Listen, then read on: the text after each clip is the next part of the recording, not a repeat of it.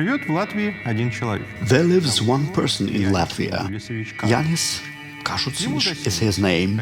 The man is over 70, though he does not look his age, rather fresh and youthful enough. Take a close look. Here he is, bright as a button, and again in a news report. Who is he, this Janis Kazocins? And how did he manage to have all the Latvian media flocking around him? For 10 years, Mr. Kazocins has been head of the main Latvian Secret Service, the Constitution Protection Bureau. As he was about to transfer his authority to his successor in 2013, he said the following: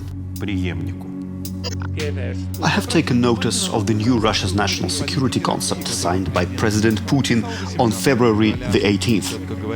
It unambiguously envisages the build-up of influence using the so-called soft power. When things like that are declared openly, one needs to face this reality. For this man, our historical foundation has been pain in the neck. Here's another quote. What you're talking about are mainly the publications by the Historical Memory Foundation. They are in the spotlight of our security services, or using Soviet intelligence terminology, under active cultivation. I would not like to publicly comment on them anymore. Acting on Mr. Kazocins' direction, the Latvian state security services mounted a hate campaign in the media under its control. After several years, my colleague Vladimir Simende and I were declared persona non grata in Latvia. After his resignation, in 2013, Mr. Kazocins used to emerge on member lists of different commissions. Once he stepped out of the shadow, he would soon step back again. There were rumors in Riga that Presidents Berzinš and Vionis preferred Latvia-born Latvians as heads of their secret services, rather than, so to speak, British Latvians like Mr. Kazocins. However, under the current president Egils Levits, Janis Kazocins seems to be in demand again, appointed Secretary of the National Security Council and the National Security Advisor to the President. His opinion on security issues is, once again, highly appreciated. How could this happen? To let the cat out of the bag, you will have to see this investigation report right to the end.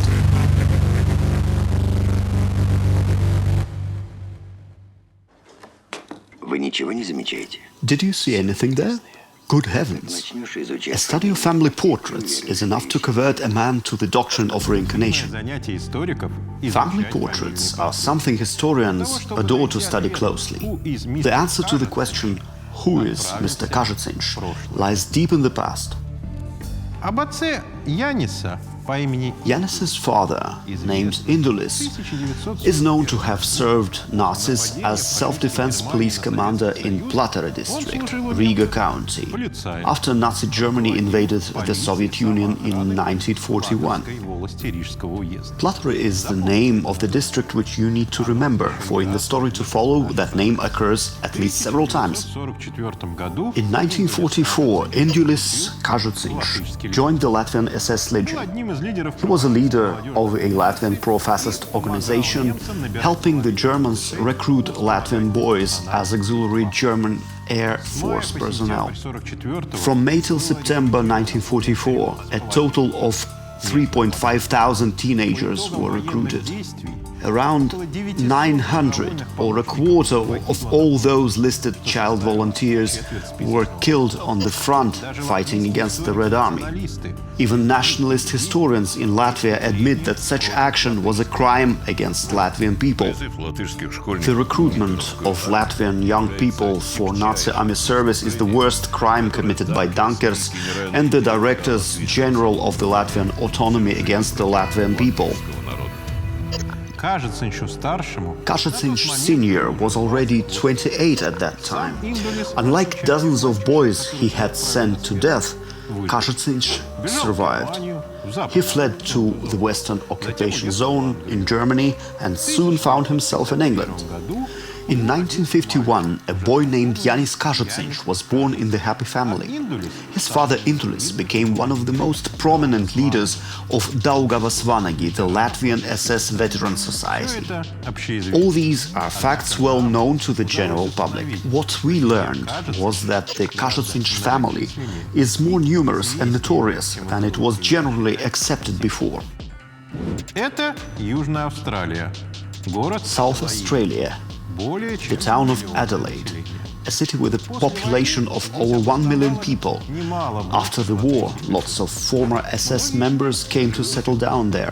Many of those are still alive and unfortunately unpunished. Here is one of them speaking about his life. Times changed and the Germans came. That was a piece of luck for me.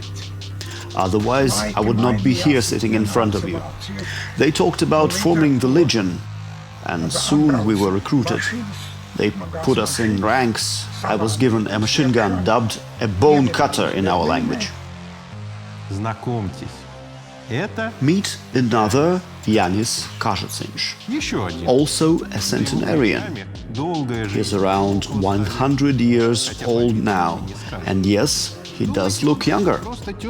You may think he is nothing but a full name mate of the man in our spotlight, the Latvian National Security Council head. Well, the truth is far more intriguing. This interview to Australian media is dated 2017. The old man remembers his younger years, pre-war time, Platera district, Latvia. At that time, he used to live in Madlian, where a school is named after his father, Janis Kazocins. That was the heart of the town, with a clockmaker's shop, an inn and a pastry shop, where little Janis used to have his milk and fancy bread for breakfast. Did you hear that? Among other things, he reflects on a music school in Madlian named after little Janis's father's brother.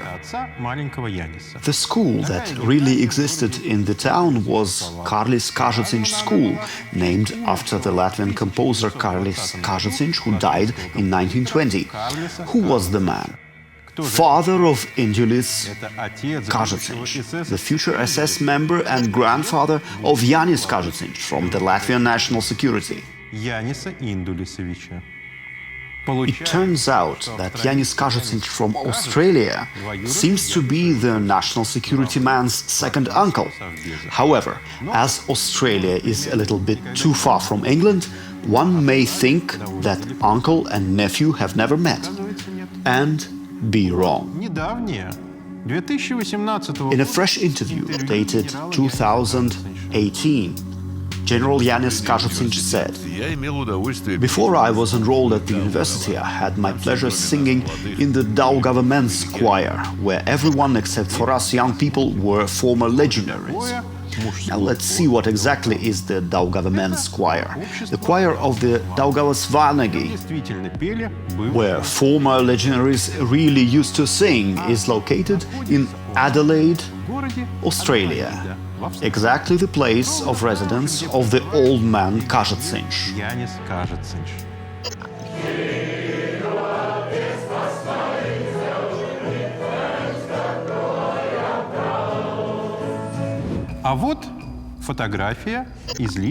And here is a photo from the personal archive of the old Australian. Uncle Janis is easy to recognize. But who is this very young man beside him? Could it be Janis Jr., the nephew and brigadier general from Britain? It was no coincidence that the family chose the British Empire as their final destination for emigration. Indulis settled down in the parent country, Janis Sr. in a British Dominion, that is, the Commonwealth of Australia. Since he was half British, Janis Jr., the son of Indulis Kazocins we know, managed to build a brilliant career in NATO. First, he became an officer and a military attaché in Riga. After returning to England, he received a whole military division under command and was promoted to brigadier general. After that, he found himself in Latvia again, this time as a high-ranking Latvian official and Secret Service officer. Now let's listen to Janis Kazocins Sr., yes, the Australian uncle, the uncle who, like Dad, used to serve Hitler in the SS. Many of our men returned wounded. It was for the first and last time in my life that I saw the back of the truck spilled with blood. Such a painful experience. Some of our boys knew some English. We sent them to Americans with whom they discussed defection. The matter was settled smoothly. It all took place at night. I remember the moon was shining beautifully.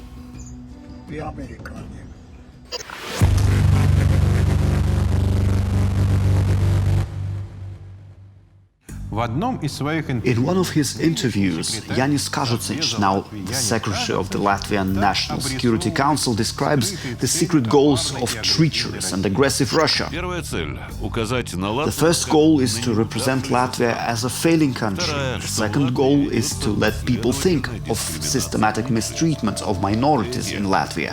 The third goal is to point at Latvia's attempts to rewrite history of the Second World War. The fourth one, Latvia sees a rebirth of Nazism and we glorify Hitler's supporters. But we need to relentlessly clarify our history. We need to fight for our truth when someone denies it. History rewritten, Nazism reborn, Hitlerites glorified. All this is true for one man, for you, Mr. Kazocins. On May the 2nd, 2006, you proudly declared in an interview to Latvia's Avise, "I used to grow up with Waffen SS legionaries." I think we need to repeat the quote to the wide audience. He used to grow up with Waffen SS legionaries. Who were the legionaries he grew up with? Who were Mr. Kazocins' teachers, mentors, and sources of inspiration? Now, a previously unreleased footage. 2021, a deserted cemetery at the village of Ergeme. It was in Cold War-era West Germany that two immigrants, a married couple, died. In the 1990s, their ashes were transferred to their homeland, Latvia, where they are now. See the inscription on the gravestone. Janis Kazocins, his wife Elza. And here is another grave. To be more exact, it is Zhestyanaya Gorka Massacre Memorial near Novgorod, Russia, devoted to hundreds of Nazi victims, Soviet people tortured and executed. They used to kill adults and kids here. Latvian collaborators were among the murderers, those who would later form the Waffen SS. With some of them, Janis Kazocins used to grow up later. Among them, there was also a non-commissioned officer, best remembered for his ability to masterfully kill his victims with a knife. His name was Janis Kazocins. Back in today's Latvia, Janis Kazocins and his wife Elza. Exactly.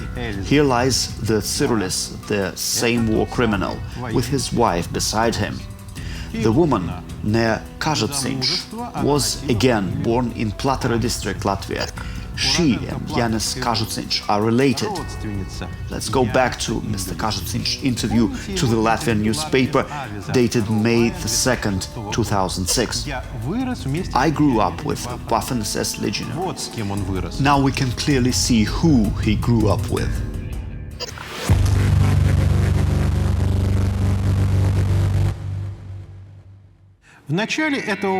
This part of CatOut started with a small teaser promising something interesting that sheds light on secret mechanisms of Latvian policy today. Now we're about to keep the promise. This is Egils Levits, today's president of Latvia. In 1973, Egils Levits finished the Latvian school in Münster, West Germany, a school for immigrants actively curated by the nationalist Daugavas Vanagi organization, headed in Germany by the notorious Janis Kazocins, the butcher of Zhestyanaya Gorka and husband of Elza, a relative of Janis Kazocins. This is the reason why Janis Kazocins managed to get the high positions of National Security Council head and presidential advisor. Но как же целому президенту? Surely, in a position of a nation's president, one has an urge to fulfill some sacred family duties. For example, by helping a relative of his longtime curator and mentor, and what is more, a British brigadier general. This is how he got the high-ranking position. Почему генерал Янис? I think we now all know the reason behind General Kazocins' disaffection with our historical foundation. That is because we tell the story of Latvian SS members and their crimes, but for us those people are criminals. For him, they are family, with some of the family members still alive.